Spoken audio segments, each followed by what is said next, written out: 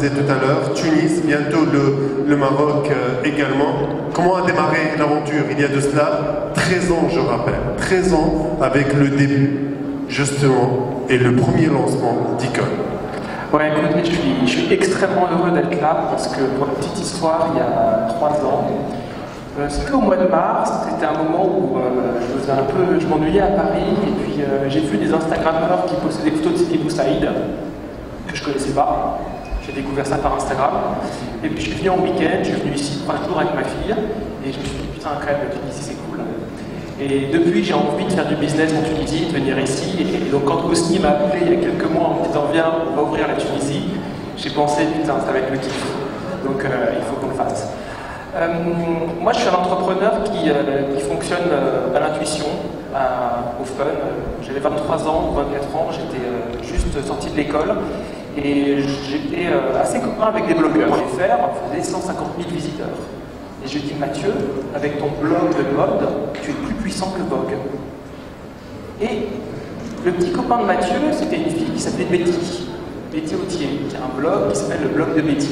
Et Betty, elle avait 600 000 followers, enfin 600 000 visiteurs sur son blog. Et à cette époque, elle.fr, le plus grand website de mode, avait 400 000 visiteurs. Et là, j'ai fait en fait un truc là-bas. Et j'étais chez L'Oréal, dans les équipes médias, et quand j'ai parlé de ça, des blogueurs, mes patrons, ils n'étaient pas tellement très enthousiastes. Il faut continuer à acheter des bannières sur Elle, sur Vogue, etc., etc. Et moi, en 2007-2008, je croyais vachement aux influenceurs. Donc j'ai démissionné, j'ai créé une boîte. Honnêtement, j'étais certain qu'au bout d'un an, on allait déposer le bilan parce que, voilà, on était des gamins, on a créé une boîte. Et puis, au bout de 3 mois, on a gagné Chanel. Au bout de 6 mois, on a gagné Dior. Après, on a gagné L'Oréal. Et là, en 2009, on se dit, bon, en fait, ce truc est sérieux. Et le jour où je me suis vraiment dit que l'influenceur marketing, c'est un truc très sérieux, c'est quand j'ai reçu un email d'un mec qui s'appelle Sébastien Huard. Et sa signature, c'était assistant personnel de François-Henri Pinault. Monsieur François-Henri Pinault, président de Kering, venait vous rencontrer. Ah bon? François-Henri Pinault. Bon. Et donc là, j'ai frimé, j'ai appelé mon père. Voilà, papa. Et puis, je me suis rendu compte que vraiment, l'influenceur marketing allait devenir le futur de la publicité, le futur de la communication. Et aujourd'hui, au bout de 10 ans, Icon est la seule, donc la meilleure, agence internationale d'influenceur marketing, parce qu'on est à Paris, à Milan, à Dubaï, à Bangalore, à Abu Dhabi, à New York. On a ouvert à Hong Kong, on ouvre à Shanghai, et Tunis, c'est la 10e ville où on ouvre. Alors, ce qu'on fait, c'est qu'on accompagne les belles marques, les marques exigeantes. Alors, beaucoup des marques de luxe et de beauté, mais les marques exigeantes, c'est aussi des marques de grande consommation, des marques de service. Et en fait, cette exigence, elle est au cœur de la réflexion d'Icon, parce que notre métier, c'est d'être exigeant à l'égard des influenceurs qui sont eux-mêmes exigeants à l'égard de leur contenu. Tout ce qu'on fait consiste à trouver des influenceurs, créateurs de contenu, Instagrammeurs, YouTubeurs, peu importe, qui sont dans une recherche d'élévation de leur contenu et qui voient dans les marques l'opportunité de faire des meilleures collaborations.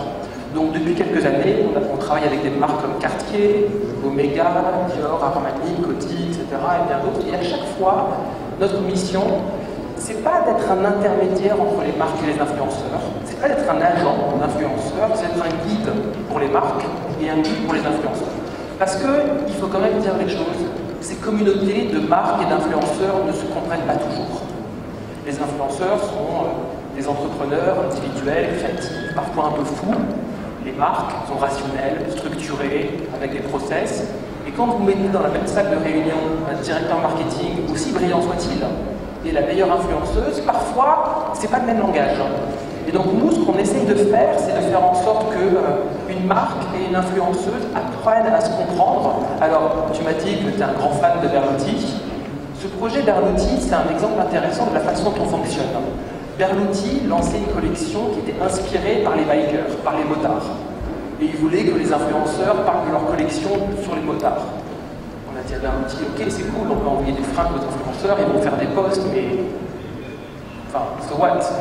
Donc ce qu'on a fait, c'est qu'on a organisé un road trip. On a pris les influenceurs, on a pris des vieilles motos vintage, on a pris des bonnes assurances, et on est parti faire un road trip vers Biarritz, dans le sud-ouest de la France, et on les a photographiés avec des vêtements, et tout le monde était content. La marque avait une histoire, les influenceurs avaient du beau contenu, et puis le résultat, c'était une campagne magnifique. On croit beaucoup au pouvoir de la vidéo. Et ce qu'on fait de plus en plus, c'est aider les marques, ici Omega, à créer des belles vidéos, des belles pubs qui parfois finissent en télé avec les influenceurs. Ici, c'est une influenceuse, j'ai un peu honte, j'ai oublié son prénom, qui est très jolie, qui fait un super contenu, mais peut-être que toute seule, elle n'aura pas été capable de faire un spot télé. Et cette vidéo, elle est utilisée en télé par Omega. Il y a aussi quelque chose auquel on croit beaucoup, c'est que l'influenceur marketing, c'est une forme d'évasion. Et je ne sais pas vous, mais moi quand je me connecte sur Instagram, c'est un peu une forme d'évasion. Je suis un fan de voyage et je découvre des destinations par les influenceurs. Par exemple, j'ai découvert Sidi Bou Saïd grâce à des influenceurs. Ce qu'on croit beaucoup, c'est de faire voyager les influenceurs, de créer des expériences, des voyages. Ici, c'est une marque de mode, Escada, qui vend une fourrure. Bon, bah, les fourrures, c'est quand il fait froid, ou est-ce qu'il fait froid en Islande. Boum, on a envoyé les influenceurs en Islande, et l'histoire a été belle. Il y a aussi quelque chose auquel on croit beaucoup chez Icône, c'est le multiculturalisme. Et les réseaux sociaux, c'est le meilleur, parfois aussi le pire, du multiculturalisme. Les gens peuvent parfois s'affronter, se confronter, mais les réseaux sociaux, c'est aussi un unificateur. Et c'est une campagne que j'aime beaucoup, qu'on a créée pour Remova. Remova, c'est une marque allemande qui appartient à LVMH, qui est structurée, qui est pleine de process, mais qui est aussi une marque d'entrepreneurs. Et quand Remova s'est lancé à Dubaï, ils nous ont dit, bah voilà, on veut que les influenceurs partent de Remova, et puis il faut que ça vende des valises. Et en fait, on s'est dit, mais c'est quoi le voyage à Dubaï? Qu'est-ce que ça veut dire, le voyage? Et bien en fait, le voyage à Dubaï, Dubaï qui est un pays d'immigrés, 96% de la population de Dubaï n'est pas de Dubaï. Et bien le voyage, c'est l'expatriation, l'asile. Et on a fait une campagne d'influence avec des Syriens, des Palestiniens, des Iraniens. Et on a donné une voix à des gens qui parlaient de ce que ça voulait dire que le voyage. Et le voyage, c'est pas toujours en première classe avec une valise Remova. Et c'était une campagne qui était une campagne d'ouverture culturelle. Et on croit vraiment que ces choses sont possibles. Bon, à la fin, on n'est pas une organisation à but non lucratif, là, pour faire comité des cultures, on est quand même une agence de pub. Donc ce qu'on fait derrière, c'est qu'on fait des belles images, mais il y a quelque chose d'assez important dans ce qu'on fait chez Icône, c'est que on considère que le beau n'est pas suffisant et qu'il faut introduire de la donnée, de la data. Et pour la petite histoire, quand on a commencé chez Icône à mettre notre fichier d'influenceurs, c'était un fichier Excel, et on avait tous les influenceurs, nom, prénom, email, numéro de téléphone, adresse, etc. Puis avec le temps, le fichier Excel, il est long, il fait 300 lignes, 3000 lignes, et avec les vieux Windows 2000, bah, le fichier Excel il plante. Et donc on s'est dit, il faut développer une base de données avec tous les influenceurs. Et on a développé une plateforme, qui est une plateforme technologique propriétaire, c'est un investissement colossal, c'était 2 millions d'euros d'investissement dans la technologie. Et cette base de données, elle analyse en temps réel 5,4 millions d'influenceurs dans le monde entier. On a des robots, qu'on appelle des scripts, qui se baladent sur Instagram, sur Twitter, sur Facebook, sur TikTok, de façon pas toujours conventionnelle, parce que ces plateformes ne sont pas des plateformes qu'on peut analyser publiquement, donc on a des robots. Et les robots scannent les 2 milliards de profils sur les réseaux sociaux pour trouver les 5 millions d'influenceurs, qui, pour faire simple, sont des gens qui ont généralement plus de 10 000 followers. Et ensuite, ces influenceurs, donc on va analyser de quoi ils parlent, comment ils en parlent, qui sont leurs followers, qu'est-ce que les followers aiment, de façon à faire du scoring. Et sans le consentement des influenceurs, sans même le consentement d'Instagram, on est capable de dire cet influenceur, 66% de femmes, 46% 18-24, 14% France, etc., pour introduire le rationnel dans le choix et aussi amener de la réassurance. Parce que souvent les marques ont un peu peur, elles ne font pas confiance. C'est quoi ces chiffres? Est-ce que c'est vrai? Est-ce que ça marche? Est-ce que c'est des vrais followers? Est-ce que l'engagement, les pays, machin, etc.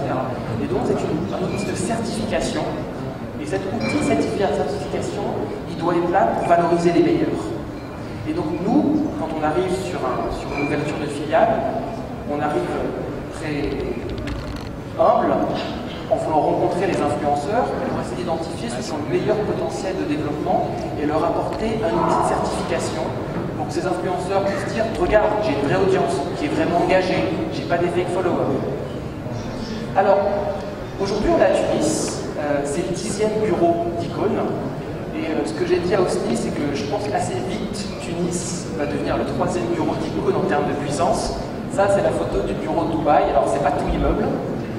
Enfin, on va dire que c'est tout l'immeuble. Mais on est une boîte qui a été créée à Paris et pourtant, en fait, on est devenu beaucoup plus gros dans d'autres pays. Donc ce que j'espère aujourd'hui, c'est pour ça que je suis ravi d'être là, c'est que Icon Tunis va vite devenir le cœur de l'innovation. Et quand j'ai rencontré la communauté de start-up à Tunis et les ingénieurs, j'ai aussi imaginé que demain, on pourrait installer le centre de R&D, donc l'espace où on crée le logiciel campagne à Tunis pour introduire non seulement des collaborations, mais aussi de la R&D. Donc merci à tous d'être là, je suis vraiment ravi, super honoré. Pour vous dire, c'est la première fois qu'Icon fait un événement si grand. Alors un gros bravo à Osni, un grand bravo à tout le monde, et puis j'espère qu'on va faire des super projets ensemble. Ce n'est que le début de l'aventure. Merci beaucoup.